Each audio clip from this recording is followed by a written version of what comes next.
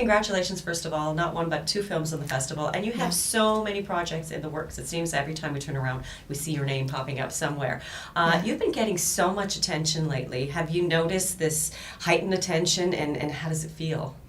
Oh my gosh, it's great. Of course, I've noticed there's a difference having so many movies come out. I'm promoting 5 films this month. It's a very big difference because I've made these films over the past 4.5 years, and I thought I was cursed, and we actually would joke about it, my friends and I. I would joke with Jeff Nichols, the director of Take Shelter, tell him, there's a Chastain curse. If you put me in your movie, it probably won't come out for 3 or 4 years. So to go from this feeling of like, okay, I'm cursed, that's absolute like famine, to now feast. I mean, it really is feast or famine in this business. Mm-hmm. The past 6 months, I have 7 movies premiering this year. That's crazy. I know. It's wonderful. How are things changing for you in terms of getting the roles? Do you have to fight for roles? Are they coming to you more often now? I don't really know. I'm still the person. Oh, I absolutely fight for roles. Because I'm just thinking I had an audition 2 weeks ago. So I will absolutely audition and fight. If it's something I believe in, if it's a filmmaker I want to work with, an actor I want to work with, something interesting about fighting for a role too, because then if you get cast, then you believe like, okay, the director wants me here. Mm-hmm. And there's also, if you're fighting for something, it probably means that they didn't necessarily think you were right for the role, which probably means it's something that you want to do, because as an actor, I want to be able to transform and play roles I've never played before. And I guess, Hollywood's very good at seeing you do something and then going, oh, she's the mother and tree of life. Let's, and then sending those scripts similar to that. Tough not to get typecast, isn't it? Yeah. So there is something about when you go and audition for something, it probably means you're auditioning for something that they haven't seen you do before. Mm-hmm. And that's exciting to me. Mm-hmm. Let's talk about this film a little bit, Take Shelter. All right. What was it that about this film that touched you? And you just mentioned all the different elements that you look for in a role. What was it about this one that struck you? Well, first and foremost, it was working with Michael Shannon. I try to work with actors who are better than me because it really makes you rise to the occasion. When you're on set and you got a scene, and we're not going to cover it all day. We have no time. We have 3 takes for this scene, and it's 1 shot. And you're sharing this scene with Michael Shannon. It's like fight or flight kind of mentality. You really, when you're working with someone that good, it really inspires you to rise to the occasion and to try to meet him, because everything he was giving me was so beautiful that I just wanted to, give back as much as I could. So for me, that was the very first reason I wanted to do the film. Then when I read the script and I watched Shotgun Stories, Jeff Nichols' first film, and I met with Jeff, and he said, the film's not about the apocalypse. It's not about schizophrenia. This is a film about marriage and faith. And when he said that to me, I thought, that is really an interesting, sensitive way of telling the story. Because in Hollywood, when you think, oh, we'll make this movie, with all the bells and whistles, and it could be this expected way of telling the story. And now we have this filmmaker. It's his second film, but he has the confidence to say, I don't want to make that film that everyone's already seen. I have a new take on this idea, and stick to his guns. And I feel like when I watch the movie, you do see a film about marriage and faith. So, yeah, for me, all the elements were fit right into play. It was a no-brainer to do this film. Mm-hmm. And how did you become this little tight-knit family? Michael was talking a little bit about hanging out on the set. Can you tell me about that? Well, it's really important. We had no time for rehearsal, and if we're making a movie about marriage and faith, we have to absolutely show what Curtis has at stake. Like, what can he lose? Because if he really doesn't have that much to lose, then there's no conflict in the script.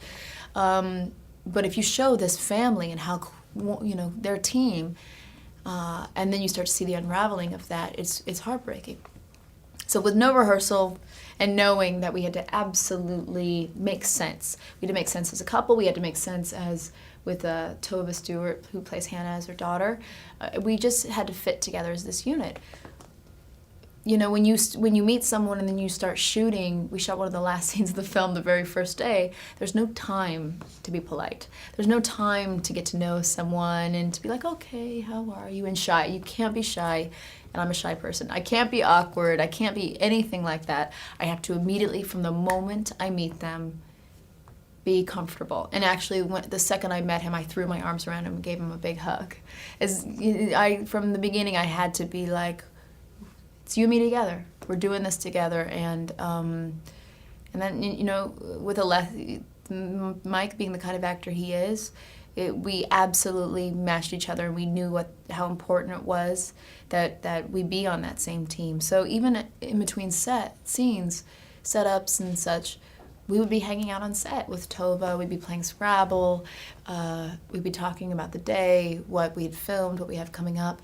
We always were checking in with each other to make sure that there was an absolute connection. Mm-hmm. Let's talk a little bit about Tova. She plays your daughter, and she's deaf in the film.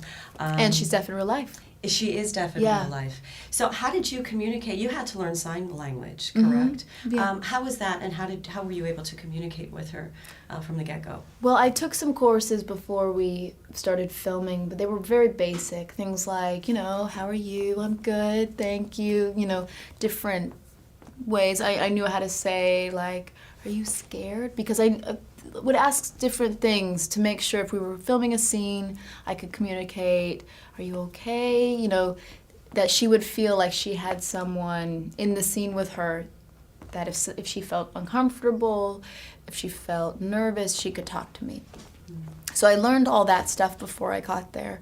And then just hanging out with her every day, she's the best teacher there is. I mean, everyone says when you try to learn a new language, it's best to go to that country. So of course, hanging out with Tova, and she's so inventive and creative and imaginative and wants to play all the time. The three of us, Mike and Tova and I, would sit around, and she would point at an index card, and she'd be like, snake. We'd all learn and play games together. So that's how that relationship started. That's really. I think it's remarkable too that a filmmaker would hire an actress who is deaf to work in his film. Yeah. I think that's great. What a nice story that was. Yeah. I just wanted to talk a little bit about a couple of the things you have coming up. Ray Fiennes is going to be directing you in Coriolanus. Yeah, that movie's here. That's the one that's here. Right, correct. Shakespeare. Mm-hmm. How much more challenging, is it that much more challenging when you have to recite Shakespeare lines on film than a script that somebody has written for you? I went to Juilliard, and so I studied Shakespeare for 4 years, and my history is all in the theater world and the classics, Strindberg, Chekhov, and Ibsen, and Shakespeare, as Webster. There's so much that I came from, and it's such a great love of mine. Shakespeare is the greatest screenwriter of all time. He's the greatest storyteller. And so it wasn't more difficult for me. It was an opportunity to be on a set with Vanessa Redgrave and Ray Fiennes and watch them. So, two of the greatest Shakespearean actors we have. Watch them do Shakespeare. That was a masterclass. So, yeah, I mean, it wasn't particularly much harder than anything. It was just exciting. Terrence Malick, I heard, said that you were one of the best actresses that he ever worked with. How does that feel when you hear people throwing things around like that? Well, I think it's so generous, and I find it maybe too generous. I feel like, for Tree of Life, it's a beautiful thing when people love that film, because I love Tree of Life so much. But I also feel like that film is a representation of who Terrence Malick is and how wonderful he is and what a beautiful filmmaker he is. And I can't really feel like I can take credit for that part, because when you work on his films, it's like you're a dancer in an ensemble and there's no soloist. So for him to say that, I think is so generous, but I feel like he created the part with me. Oh, modesty. No. No, I'm just joking. I know what you're saying, Yeah. but you are a terrific actress, and we're all big fans of yours here. So much success with all the stuff that's coming out, and we'll be looking out for it all. Thank you so much. Thank you. Appreciate it.